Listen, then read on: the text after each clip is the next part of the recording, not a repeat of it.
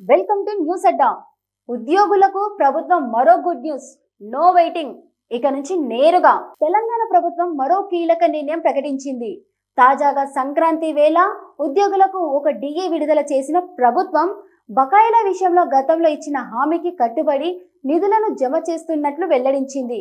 అదే సమయంలో రిటైర్ అవుతున్న ఉద్యోగుల ప్రయోజనాలు దక్కే విధంగా నిర్ణయం తీసుకుంటామని సీఎం రేవంత్ హామీ ఇచ్చారు. ఇక ఇప్పుడు కాంట్రాక్ట్ అవుట్సోర్సింగ్ ఉద్యోగులకు ప్రభుత్వం తీపి కబురు చెప్పింది. తెలంగాణలో పనిచేసే కాంట్రాక్ట్ అవుట్సోర్సింగ్ ఉద్యోగుల విషయంలో ప్రభుత్వం కీలక నిర్ణయం తీసుకుంది. తాజాగా సంక్రాంతి సమయంలో సీఎం రేవంత్ స్వయంగా డిఏ విడుదలపైన ప్రకటన చేశారు. దీని కారణంగా ప్రభుత్వం పైన 227 కోట్ల మేర భారం పడుతుందని వివరించారు. తమ ప్రభుత్వం ఉద్యోగులకు ప్రతి నెల 1వ తేదీనే జీతాలు చెల్లిస్తుందని, ప్రతి ఉద్యోగికి 1.02 కోట్ల మేర బీమా అమలు చేస్తున్నామని చెప్పుకొచ్చారు. అదే సమయంలో కాంట్రాక్ట్ అవుట్సోర్సింగ్ ఉద్యోగులకు ప్రయోజనం కలిగేలా నిర్ణయం ప్రకటించారు.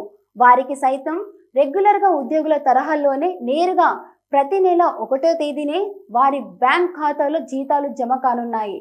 ఏప్రిల్ నుంచి ఈ విధానం అమలు చేయాలని డిసైడ్ అయ్యారు. కాగా ప్రస్తుతం అవుట్సోర్సింగ్ కాంట్రాక్ట్ ఉద్యోగులకు ప్రైవేట్ ఏజెన్సీల ద్వారా వేతనం అందుతుంది. ఏజెన్సీలకు ప్రభుత్వం చెల్లింపులు చేస్తే ఆ ఏజెన్సీలు ఉద్యోగుల ఖాతాలో నెలవారీ వేతనం జమ చేసేవి. అయితే కొన్ని ఏజెన్సీల తీరుపైన ప్రభుత్వానికి ఫిర్యాదులు అందాయి.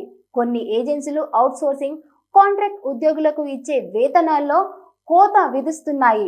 కొన్ని ఏజెన్సీలు నకిలీ ఉద్యోగులను సృష్టించి అక్రమంగా ప్రభుత్వం నుంచి వేతనాలు పొందుతున్నాయి. అదే సమయంలో ప్రభుత్వం జమ చేసే పిఎఫ్, ఈఎస్ఐ నిధులను కూడా ఉద్యోగుల ఖాతాలో జమ చేయటం లేదనే ఫిర్యాదులు అందుతున్నాయి.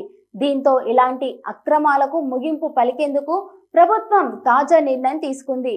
కాంట్రాక్ట్ అవుట్సోర్సింగ్ ఉద్యోగులకు ఇక నుంచి థర్డ్ పార్టీ ప్రమేయం లేకుండా నేరుగా ప్రభుత్వమే వారి ఖాతాలో నగదు జమ చేయనుంది. దీని ద్వారా దాదాపు 5 లక్షల మందికి లబ్ధి చేకూరనుంది.